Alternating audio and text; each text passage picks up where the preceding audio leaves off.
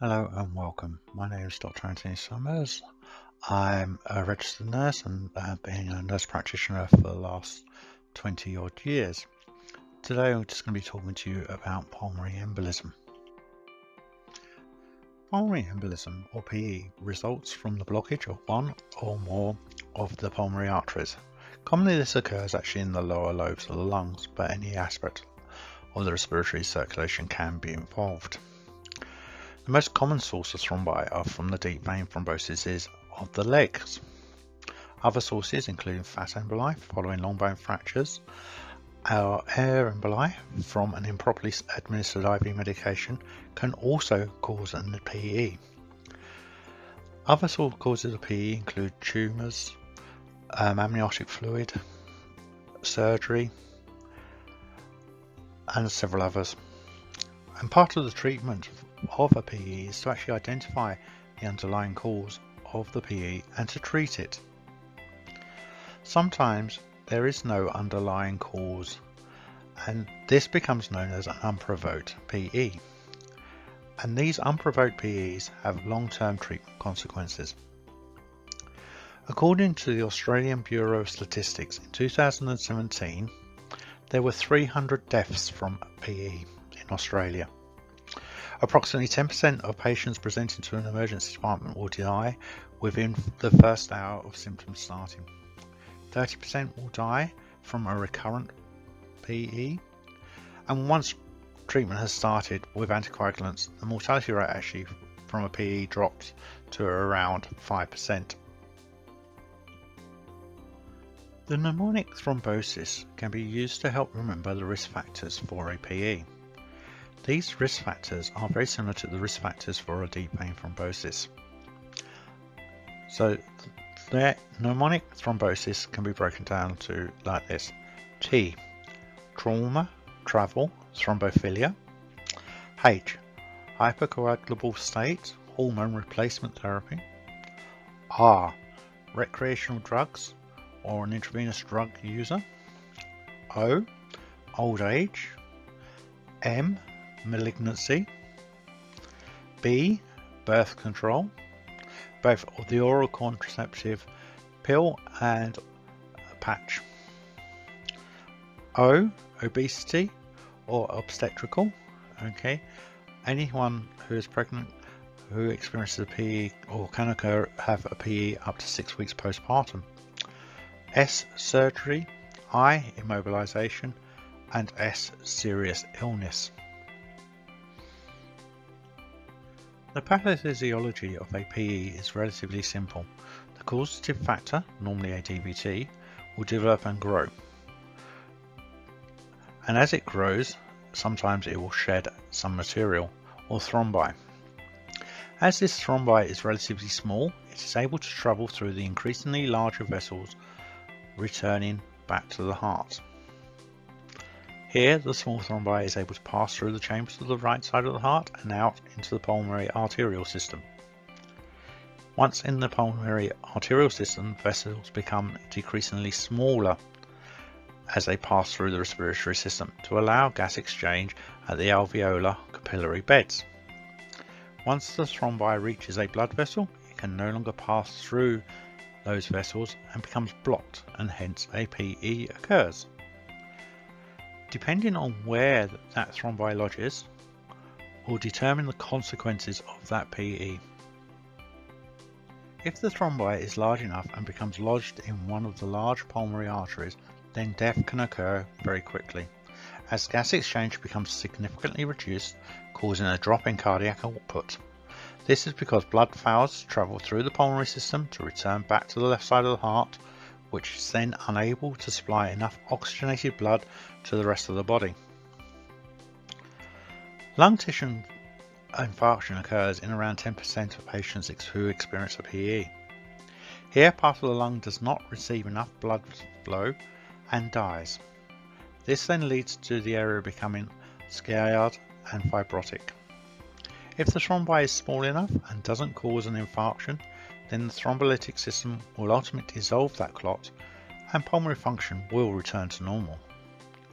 When a PE occurs, neurohormonal reflexes trigger vasoconstriction, which increases pulmonary vascular resistance, and if left untreated or is severe enough, causes pulmonary hypertension and right ventricular heart failure. The signs and symptoms of a PE are often vague and non-specific, making it hard to diagnose a PE. Symptoms can often be sudden in nature or slowly develop, and this is often down to the size of the thrombi. Small thrombi may be asymptomatic and therefore go undetected. Large emboli may actually cause sudden death. The most common signs are dyspnea and pleuritic chest pain, and these are often accompanied by anxiety or a sense of impending doom. A sense of impending doom is where the patient may complain or state that something bad is going to happen to them, but they cannot explain why or what it is that they're feeling. And the final common sign is an unproductive cough. As the size of the thrombi increases, you may see more and more signs and symptoms, including diaphoresis, hemoptysis, and syncope. Examination will often see tachycardia and tachypnea and low-grade fever. Auscultation of the chest may reveal crackles or a cardiac gallop. It can often be difficult to distinguish a PE from other diagnoses that may present in a similar way, for example, myocardial infarction or pneumonia. Several common investigations are done to exclude differential diagnoses of a patient who presents to the emergency department with chest pain. These include an ECG. This is used to rule out a myocardial infarction, but also can be used to demonstrate a PE, as there is S waves in lead 1, Q waves in lead 3, and inverted T waves in lead 3 as well. Also, the ECG will show tachycardia and may show other non-specific T wave changes. Chest X-ray is also undertaken, and this may demonstrate a pulmonary infiltration. And pulmonary infiltrations are often seen as a consequence of pneumonia, as they are substances such as pus or blood or protein which linger within the parenchyma of the lungs, or as a pleural infusion. Some investigations will raise the suspicion or confirm that a PE is present. One of the ones is a D-dimer. This is a blood test that detects inflammation, and D-dimer is a fragment of fibrin formed during the lysis of a blood clot, and elevated levels suggest there is a thrombus formation and lysis present. CT with contrast is the gold standard for diagnosing a PE. Contrast dye is injected into the venous system, and the scanner then scans the patient in sufficient detail to show up the PE. Lung scans are often used as well, not as common nowadays as the CT with contrast is quite sensitive, but are used in patients who are allergic to IV contrast. These scans are used to demonstrate the areas of the lungs that are ventilated but not perfused, which is a characteristic of PE. Pulmonary angiography is a definitive test if other tests are inconclusive. A contrast dye is injected into the pulmonary arteries, then the patient is x-rayed to show the pulmonary vascular system. Arterial blood gases may show hypoxemia with a PaO2 of less than 80 mm of mercury, and often respiratory alkalosis. This may be due to the tachynemia and hyperventilation. Finally, coagulation studies are ordered to monitor the response to treatment, but also as a baseline prior to the commencement of treatment to identify if there is any risk factors for PE prior to the commencement of long-term anticoagulation therapy, as this long-term anticoagulation therapy may mask these risk factors. Most patients will be started on oral anticoagulation therapy as soon as possible after diagnosis. If this oral anticoagulation therapy is warfarin, then treatment is often combined in the first instance with a low-weight molecular heparin, such as dalteparin or enoxaparin. Nowadays, many patients are actually commenced on the non-oral anticoagulants like apixaban or rivaroxaban, which are safer than warfarin and require less monitoring. Treatment is also directed at the underlying cause of the PE. If there is an identified cause to the PE, oral coagulation therapy tends to last around 3 months before being ceased. If there is a recurrent PE or the cause is unprovoked, then anticoagulation therapy is normally initialized for life. Thrombolytic therapy can be used in the cases of massive PE. Medications such as tissue plasmin activator, TPA or streptokinase are used to lyse the embolus to restore pulmonary blood flow and to reduce pulmonary artery and right heart pressures. Surgery is normally only used if anticoagulant therapy fails, and this is to prevent recurrent DVT. Surgery is used to insert an umbrella-like filter into the inferior vena cava to trap large emboli and to allow blood flow to continue. Now let us consider the following scenario. A patient presents to the emergency department where you are the registered nurse. The triage nurse hands over the patient and states that they have shortness of breath, a cough, chest pain and feels distressed. When you question the patient describes a pleuritic type chest pain as opposed to a cardiac centered chest pain. Your vital signs show that the patient has a respiratory rate of 24, a pulse rate of 118, blood pressure of 140/85, a temperature of 37.6, and O2 sats of 93% on room air. You suspect that the patient may have a PE. We're going to now consider some of the nursing care that we may provide to this patient. Nursing care is initially aimed at easing the symptoms of the patient in the emergency department. As the patient is short of breath, as evidenced by the tachypnea and low O2 sats, a priority will be dealing with this issue.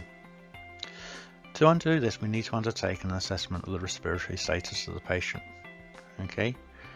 And this may be due to the impaired gas exchange. Undertaking an assessment allows us to detect early potential deterioration of the patient, because if there is an increase in respiratory rate and deterioration of O2 sats, the patient is actually getting worse, and therefore the treatment we are providing is not working. This assessment of the patient's respiratory status will also include an assessment of the rate, depth and effort, any lung sounds that are heard on auscultation, the oxygen saturations of the patient, and whether there are any signs of cyanosis. The level of consciousness will determine how hypoxic a patient is. The worse the hypoxemia of the patient, the worse the patient will be in regards to confusion and agitation. We need to also position the patient and think carefully about the position we put the patient in. Using the Fowler's position or semi-Fowler's position with the legs dangling over the side of the bed will allow maximum lung expansion and reduce the venous return to the right side of the heart, helping to ease the breathing status of the patient and calm the breathing down. We need to consider whether supplementary oxygen is needed, and if it is, what is the most appropriate way to administer this oxygen? Do we use nasal prongs or a mask? Is there actually a written order for the oxygen to be administered, or a standing order that can be used for us to be able to administer that oxygen? We need to think about the patient comfort as well. Masks may feel claustrophobic to the patient, and they may feel that they're suffocating because they're not breathing properly. Nasal prongs may dry out the nasal airways, making it irritable and cause distress to the patient. But we also need to consider the risk of pressure injuries from these devices from the straps on the face. Regular monitoring of the arterial blood gases need to occur, as this gives a good overall indicator of the respiratory status of the patient and also highlights whether the treatments we are administering are effective or not. And finally, we need to encourage the patient to bed rest, as this reduces the metabolic demands of the patient's body and the tissue demands for oxygenation. Chest pain can be a priority issue, as chest pain will stimulate the sympathetic nervous system, which will then increase the cardiac work, which can increase cardiac pain. And pain also may actually be increased by the anxiety of the patient. So frequent assessment of the patient about their pain levels allows us as nurses to intervene early with the appropriate treatment. As pain becomes comfortable and more bearable, patient will become less anxious and the pain will reduce even further. If the patient is showing signs of hypoxia, we need to consider the use of oxygen, and this also may help reduce the pain the patient is experiencing. Rest decreases cardiac output and decreases the organ and tissue needs for oxygenation, which will reduce the respiratory effort and ease pain. We need to administer any appropriate medications and consider the 6 rights of medication administration. But we also need to consider what medication we're going to give.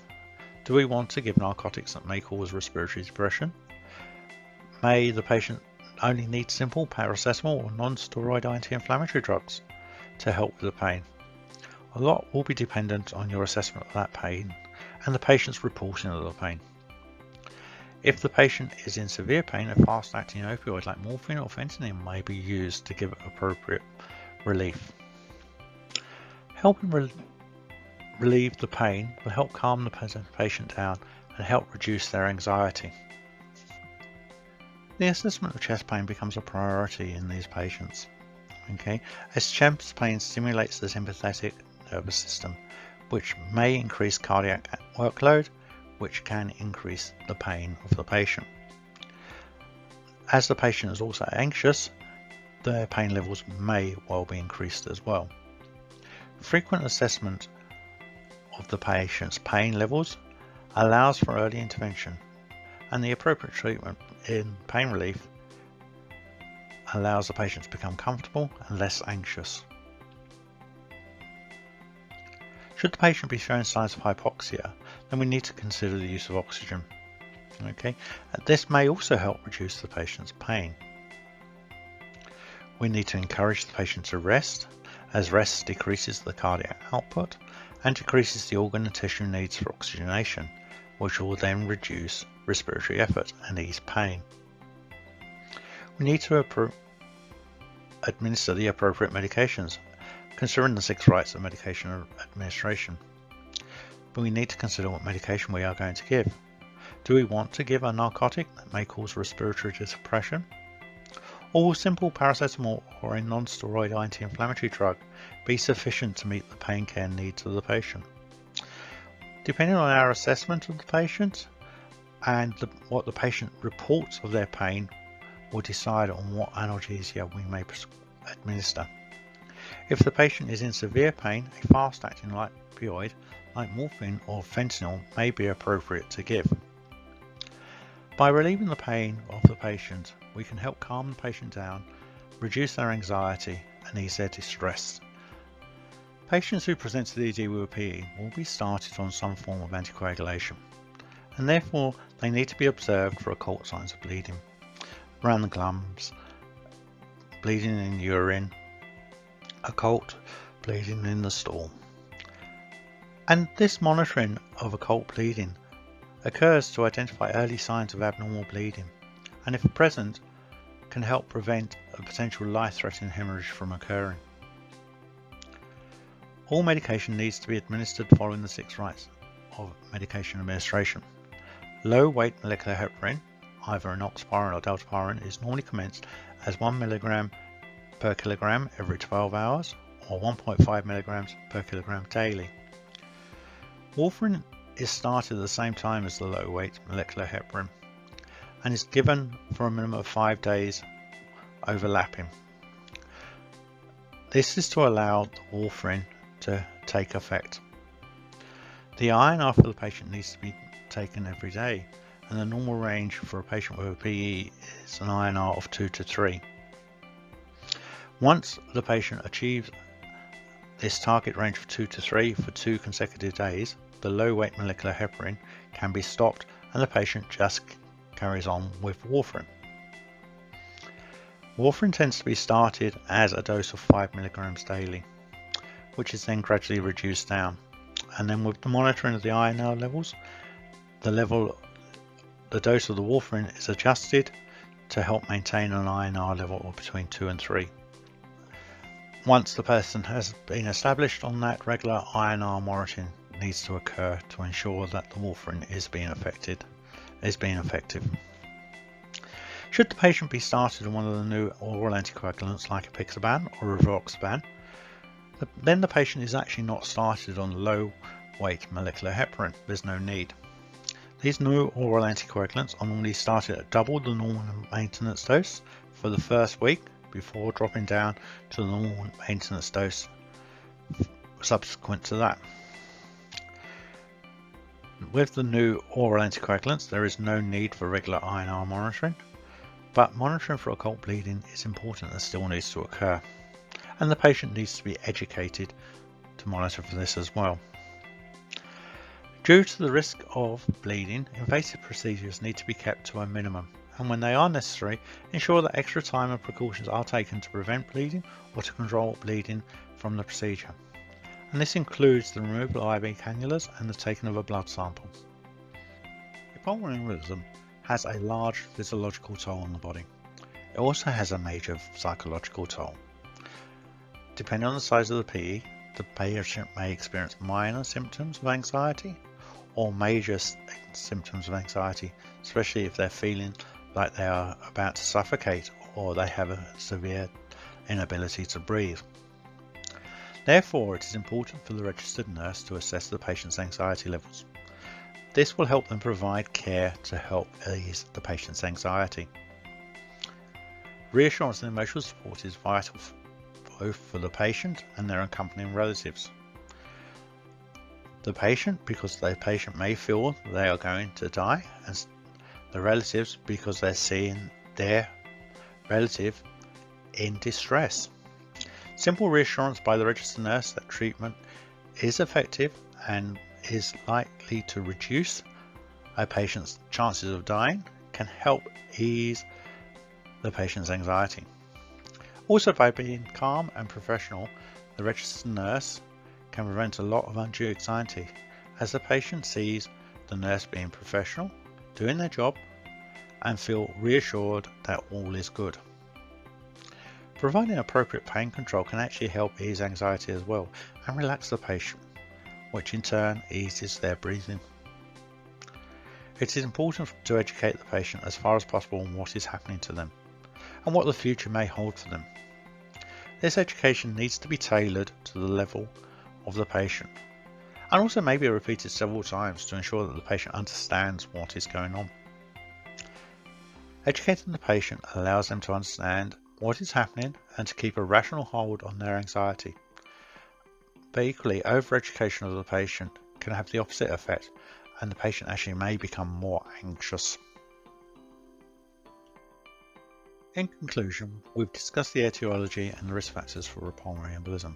We have discussed and explored the signs and symptoms for a pulmonary embolism and what investigations may be used to diagnose a PE. We have discussed some of the treatment options for PE, and we have explored and discussed some of the nursing care provided to a patient who presents to the emergency department with a potential pulmonary embolism. My Health PD, more than just CPD.